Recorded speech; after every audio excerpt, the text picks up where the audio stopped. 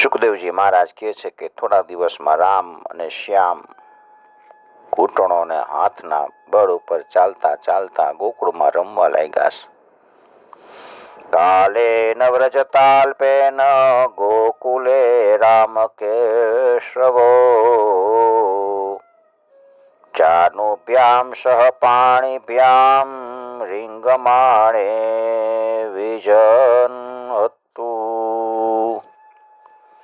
બે ભાઈઓ નાના નાના પગને ગોકુળના કાદવમાં ઘસડીને ચાલતા હતા. ઝાંઝરી અને ઘૂઘરીનો અવાજ, કેળના કંદોરાની ઘૂઘરીનો અવાજ થાય, બહુ કર્ણપ્રિય લાગે. એ અવાજ સાંભળીને ગોપીઓ ખીલી ઉઠતી. ક્યારેક ક્યારેક એ રસ્તે ચાલતી કોઈ અજાણી વ્યક્તિ એની પાછળ પાછળ રામ અને કૃષ્ણ ચાલ્યા જાય. પછી જોવે કે આ તો કોક બીજું છે, અજાણ્યું છે. એટલે ભોળા અને ભય પામેલાની માફક એ પાછા માતાની પાસે દોડી આવતા.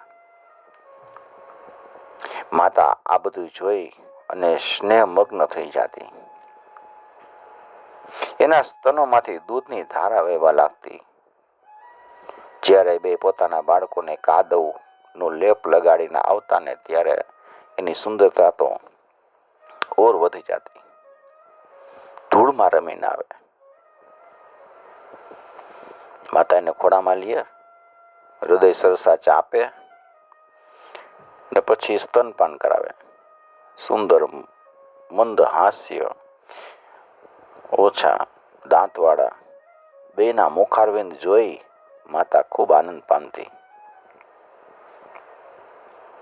તન્માતરો નિજસુતો ધૃણયાશ્નુવન્ત્યયો પંકરાગરુચિરાવુપગૂય દોર્ભ્યામ દત્વા સ્તનમ પ્રપિબતો સ્મ મુખમ નિરીક્ષ્ય મુગ્ધસ્મિતાલ્પદર્શનમ યયતુ પ્રમોદમ.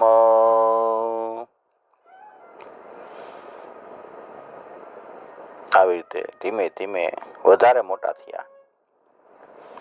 ગોકુળમાં ઘરની બહાર એવી બાળ લીલા કરવા લાગ્યા જે ગોપીઓ જોયા જ કરતી. કોક વાર તો એ બેઠેલો વાછડો હોય ને એની પૂંછડી પકડી લે. એટલે વાછરડા ડરીને આમ તેમ ભાગે. પાછળ એની પૂંછડી પકડી હોય લાલાએ. વાછડો ભાગે એટલે લાલો પછી વધારે પૂંછડી જોશથી પકડી રાખે અને વાછરડાને ઘસડતા ઘસડતા દોડવા લાગે. ગોપીઓ એના ઘરના કામકાજ મૂકીને આ બધું જોવા ઊભી રહી જતી. હસી હસીને પરમ આનંદમાં મગ્ન થઈ જતી. જોતો કેવી રીતે દોડે છે, ક્યાંક લાગી જશે, પડી જશે મારો લાલો.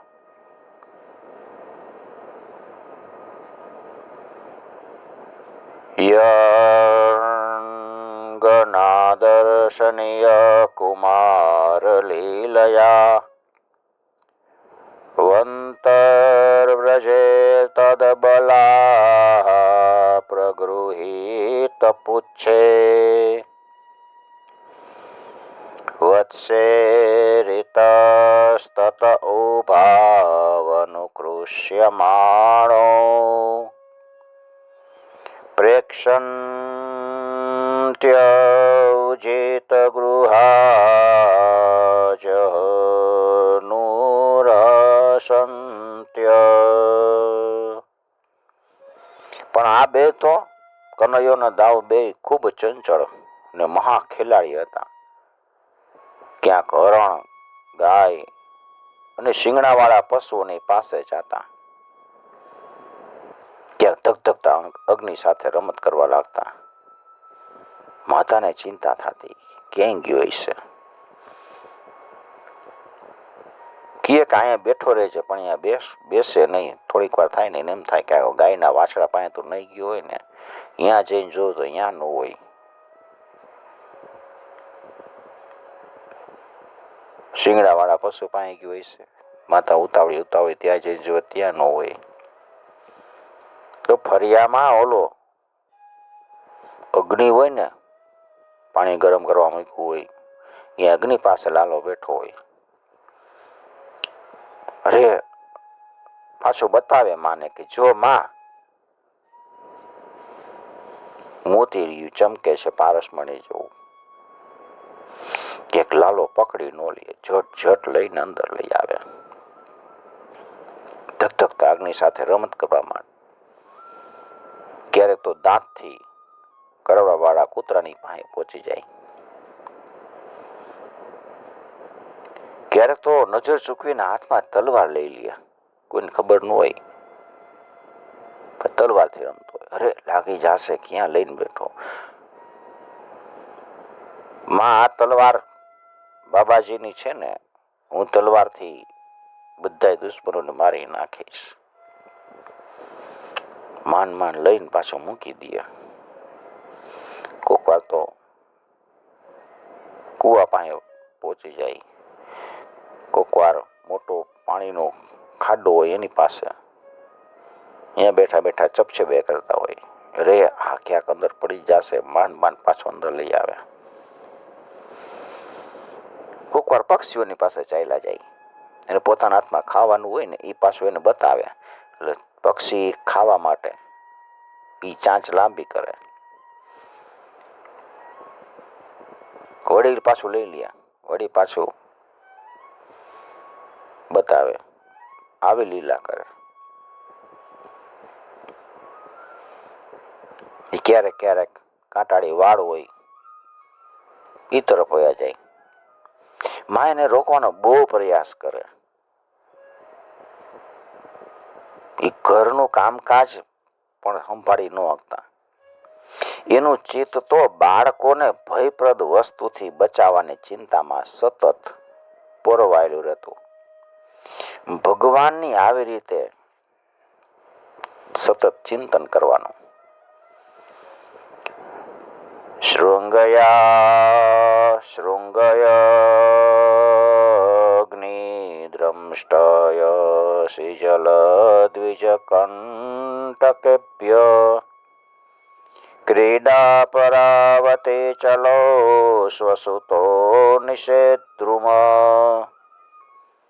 ગૃહાણિ કર્તુમપિ યત્ર ન તજન્યયો શેકાત આપતુરલમ મનસો નવસ્થામ. રાજર્ષિ, આવી લાલાને લીલા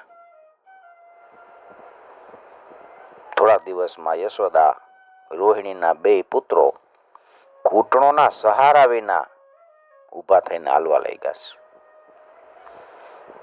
ગોકુળમાં ફરવા લાગ્યા.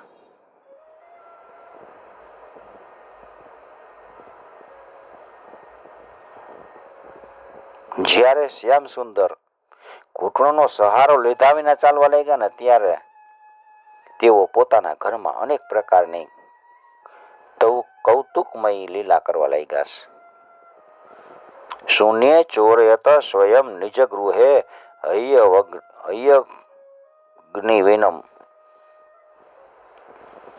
એક દિવસ શ્યામ સુંદર રાજકુમાર કનૈયાલાલજી પોતાના સૂના ઘરમાં જ સ્વયં પોતે જ માખણની ચોરી કરતા હતા.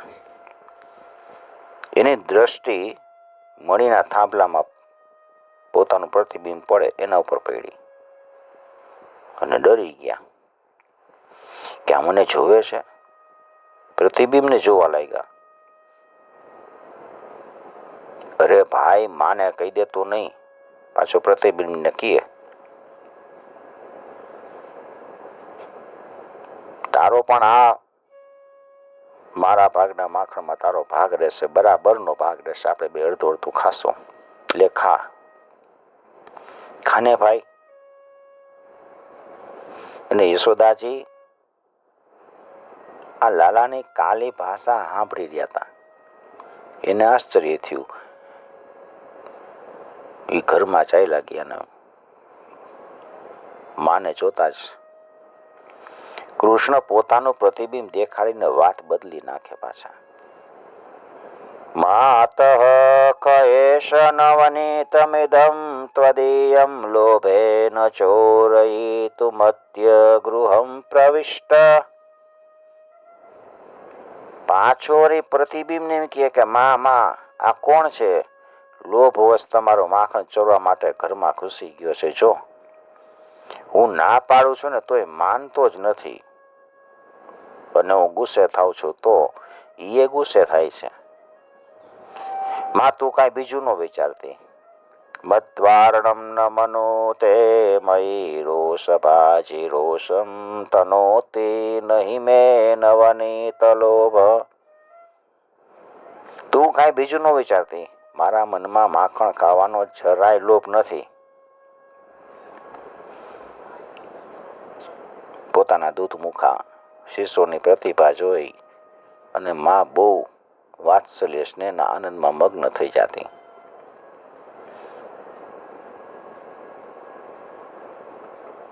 ફરતા ફરતા બહાને નીકળવા લાગ્યા. દ્વારકાવાસીઓના ઓલા વ્રજવાસીઓના આ કાનજી સ્વયં ભગવાન છે. તતસ્તુ ભગવાન કૃષ્ણો વયસ્યે વ્રજ બાલિકે સહરામો વ્રજસ્ત્રીણામ ચિક્રીડે જનયન મુદમ. પોતાની વયના મિત્ર બધા બાળકો હોય એની સાથે રમવા માટે નીકળવા લાગ્યા છે, અને વ્રજની બધી ભાગ્યશાળી સ્ત્રીઓને આનંદ આપવા લાગ્યા છે. ગોપીઓને એની કુમાર અવસ્થાની સુંદર ચપળતા નિહાળીને જોયા જ કરે.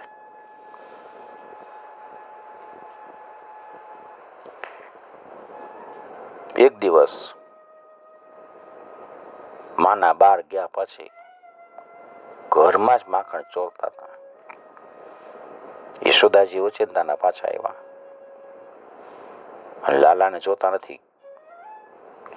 કૃષ્ણ કવાસી કરોષિ કિમ પિતરિતિ શ્રુત્વૈવ માતુર્વચ. કૃષ્ણ, કનૈયા કનૈયા, ઓ મારા બાપ ક્યાં છો? તું શું કરસ? ક્યાં ગયો? હવે માખણ ચોરી કરતા હતા, નવા જાય ઓચિંતાનો. કૃષ્ણ ડરી ગયા. માખણ ચોરવાનું માંડી વાળ્યું અને થોડીક વાર પછી યશોદાને કહે છે કે માં તે મારા હાથના આ કુંડળમાં પરાગમણી ચડી દીધો છે ને, એટલે આજે એવી બળતરા થાય છે ને, એટલે એ બળતરા મટાડવા માટે મેં મારો હાથ માખણની મટુકીમાં નાખ્યો છે. પોતાના હાથ માખણ વાળા હોય એટલે પાછું વળી બાનું બતાવે. ત્યાં કંકણ પહેરાવ્યા, એમાં પરાગમણી મળી ચડી રાખ્યો છે, એટલે મારા હાથમાં બળતરા થાય છે. આવી કાલી ગેલી ભાષા સાંભળી માં મુગ્ધ થઈ જાય. આવ બેટા આવ, એમ કહીને લાલાને ખોળામાં લઈ અને પછી ચૂમવા લાગ્યા. ઘરમાં માખણ ચોરતા ચોરતા એકવાર તો શ્યામ સુંદરને ધમકાવે છે, ઝાટકડી કાઢી અને બે આંખથી આહુડા પાડી રડવા લાગ્યા, આંખો મસળવા લાગ્યા, હું કરતા રડવા લાગ્યા છે. ગળું રૂંધાઈ ગયું, કઈ બોલી શકાતું નથી. બસ માની ધીરજ પૂરી થઈ ગઈ. રડતા હતા. માં તરત જ પોતાના પાલવથી લાલાનું મોઢું લૂએ છે. ખૂબ વાલથી ગલે લગાડીને કહે છે, લાલા આ બધું તારું જ છે, તે ચોરી નથી કરી. એક દી પૂનમનો ચંદ્ર ખીલો છે, આકાશ સ્વચ્છ હતું. યશોદાજીની સાથે ગોપીઓ પણ વાતોમાં ગૂંથાઈ ગઈ હતી. ત્યાં રમતા રમતા કૃષ્ણની નજર ચંદ્રમા ઉપર પડી. પાછળથી આવીને યશોદાનો ઘૂમટો તાણીને કહે છે, ઈશારો કરે છે હાથનો.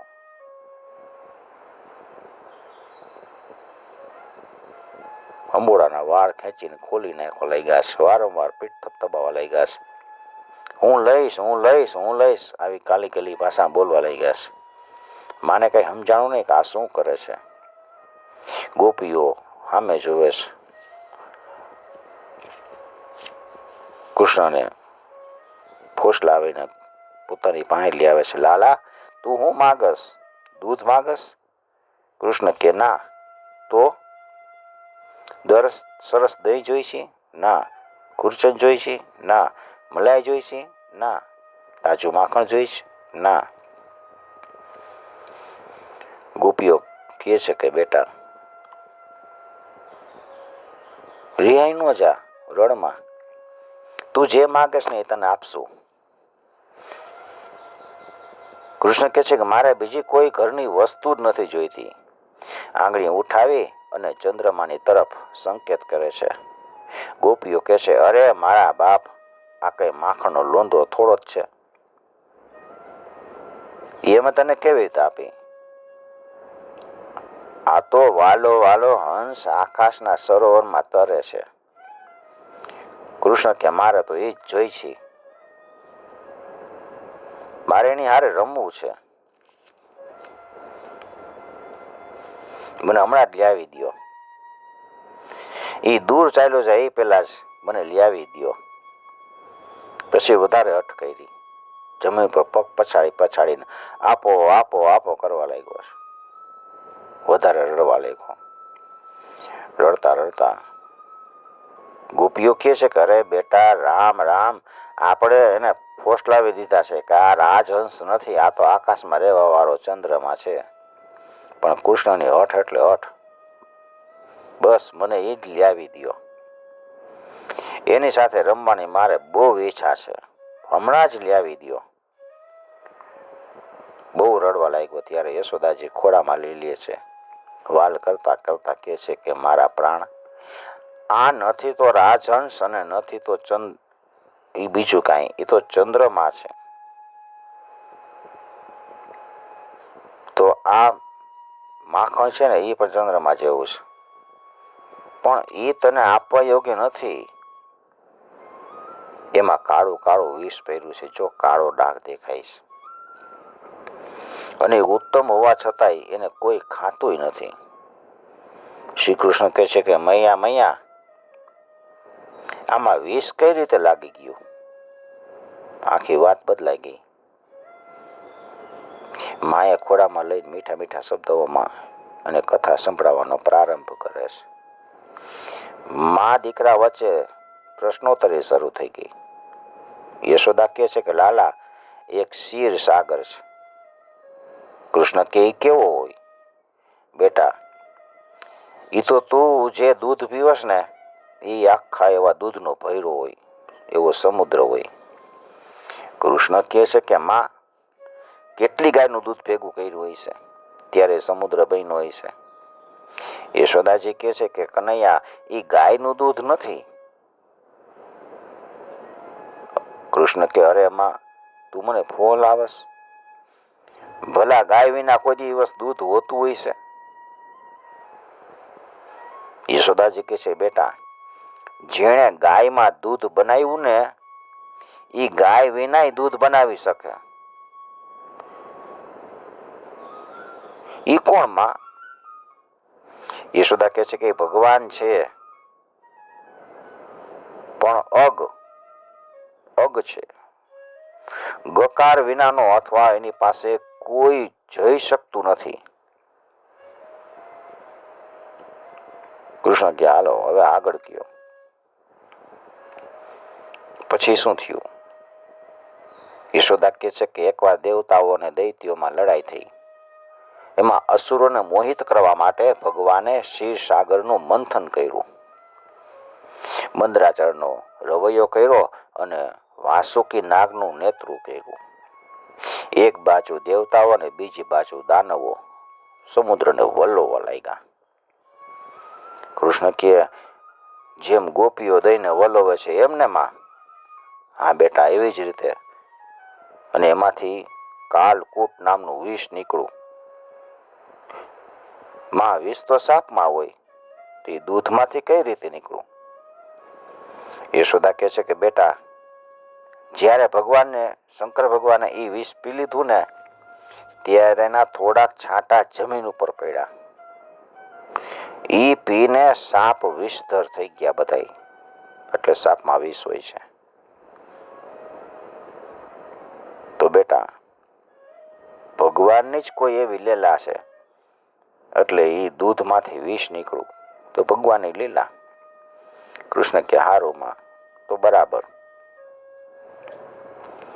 યશોદા કહે છે કે બેટા, ચંદ્રમાને દેખાડતા દેખાડતા કહે છે કે આ માખણ પણ ઈ વિષમાંથી જ બન્યું છે.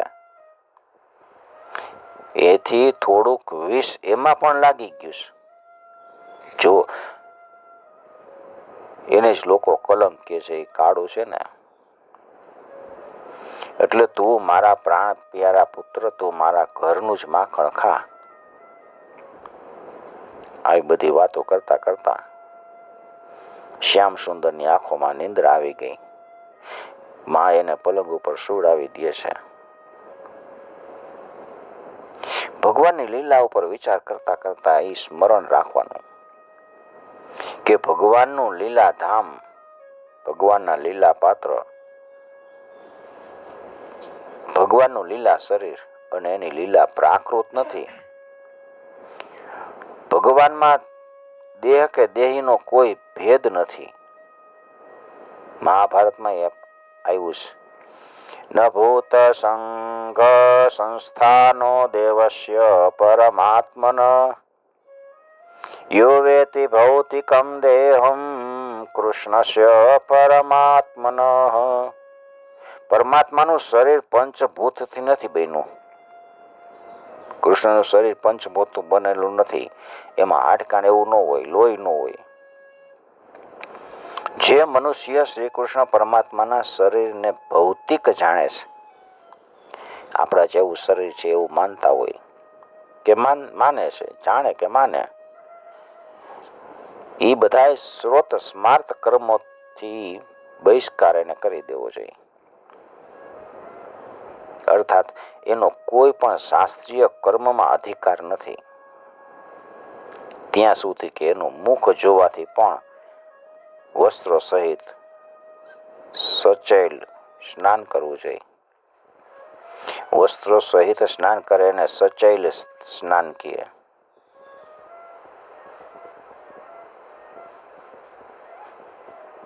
શ્રીમદ ભાગવતમાં જ બ્રહ્માજીએ ભગવાનની સ્તુતિ કરતા કીધું છે, અસ્યાપિ દેવ વપુષો મદનુગ્રહસ્ય સ્વેચ્છામયસ્ય નતુ ભૂતમયસ્ય કોપી.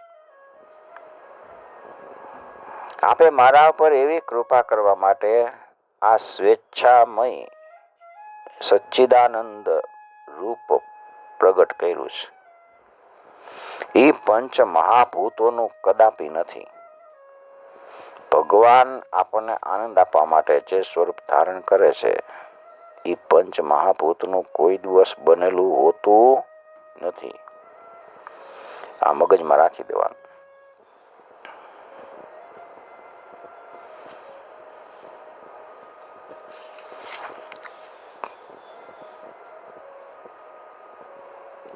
લાલો મોટો થઈ ગયો, બારે ફરે છે. ગોપી યશોદા પાસે આવીને કેવા લાગી છે, અરે યશોદા, આ તારો લાલો છે ને કાનો, એ બહુ નટખટ થઈ ગયો છે. ગાય દોવાનો સમય ન હોય ને તો એ આવીને વાછડાને છોડી દે. એટલે ગાય ને વાછડા ધાવી જાય, દૂધ કેવી રીતે નીકળે. અમે એને ધમકાવીને તો મોટા મોટાથી હસવા લાગે છે અને ચોરીની અદભુત તરકીબો કરી કરીને મીઠા મીઠા દહીં દૂધ ચોરી ચોરીને ખાઈ જાય છે. અને પોતે ખાઈ જાતો હોત ને તો વાંધો નહોતો, પણ આ તો બધું દૂધ દહીં વાંદરાઓને વેચી દે છે, અને એ પણ પેટ ભરાઈને ખાઈ ન શકે ત્યારે અમારા દૂધ દહીં એ બધું ઢોરી નાખે અને માટલા ફોડી નાખે છે. અને જો કાંઈ વાળા ઘરમાં કાંઈ વસ્તુ ન મળે ને તો એ ઘરના લોકો ઉપર ખીજાય છે. અમારા બાળકોને રડાવીને ભાગી જાય છે. ઉતેલા છોકરા હોય એ ચીટિયા ભરીને ઉઠાડે. એ છોકરા રડવા લાગે. છોકરા તો નાના હોય, એને શું હોય. અમે દૂધ દઈને બધું સિક્કા પર મૂકી દઈએ ને તો એ નાના હાથ અહીંયા સુધી પહોંચી ન શકે એવી જગ્યાએ એમાં મૂકી તો એ પાટલા ને ખાંડણિયા ઉપર ગોઠવે અને પછી અનેક ઉપાય કરે લેવાના. કોઈ વાર અમે દહીં વગેરેના વાસણો સિક્કા ઉપર મૂકી દઈ, ઢાંકીને મૂકી દઈ, તો પણ એ વાસણોમાં દહીં દૂધ રહેલા જાણી લે અને નીચેથી બકોરું પાડે. નીચેથી બાકું પાડી અને ઊંચા સ્થળે એ પણ બાકું કઈ રીતે પડાય ને એ બધું સારી રીતે જાણે છે. અમને એમ થાય કે અંધારામાં છુપાવી દઈ, પણ નંદરાણી, તમે એને અનેક રત્નોના આભૂષણ પહેરાવ્યા છે ને એના પ્રકાશથી બધું જોઈ લે. હવે કૃષ્ણ અંધારામાં જાય ને તો એના આભૂષણમાંથી પ્રકાશ નીકળતો હોય. આ છે ને તમારો લાલો, એના અંગમાંથી એવી કાંઈક જ્યોતિ નીકળે છે અને એનાથી બધું એને દેખાય છે કે અહીંયા આ વસ્તુ પડી છે. એ એટલો ચાલાક છે ને કે કોણ જાણે ક્યાં બધી વસ્તુ પડી, અહીંયા એનું ધ્યાન વયું જાય.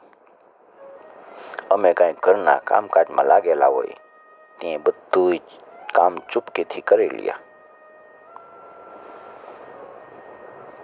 આટલું કર્યા પછી એ નિર્લજ તો કેવો છે.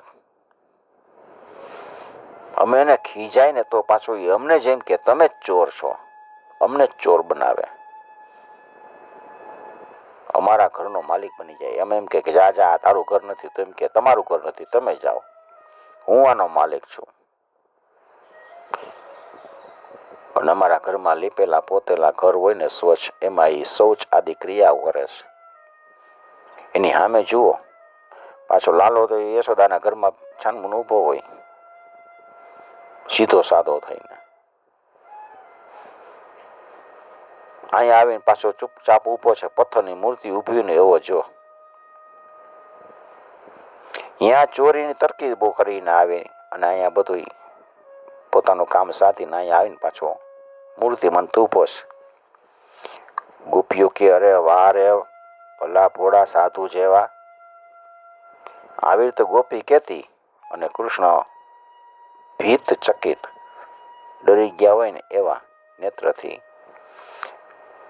મુખ કમળ કરીને ઊભા હોય. ગોપીઓ એનું મુખ જોતી.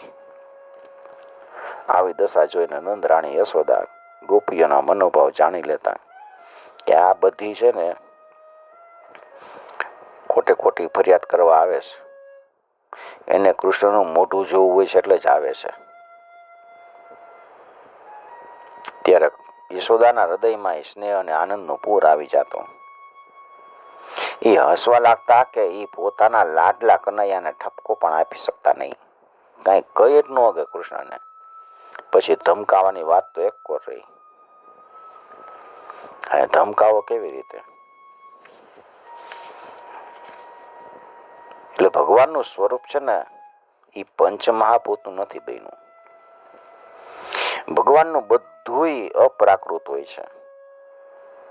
આ માખણ ચોરીની લીલા પણ એ અપ્રાકૃત દિવ્ય જ છે.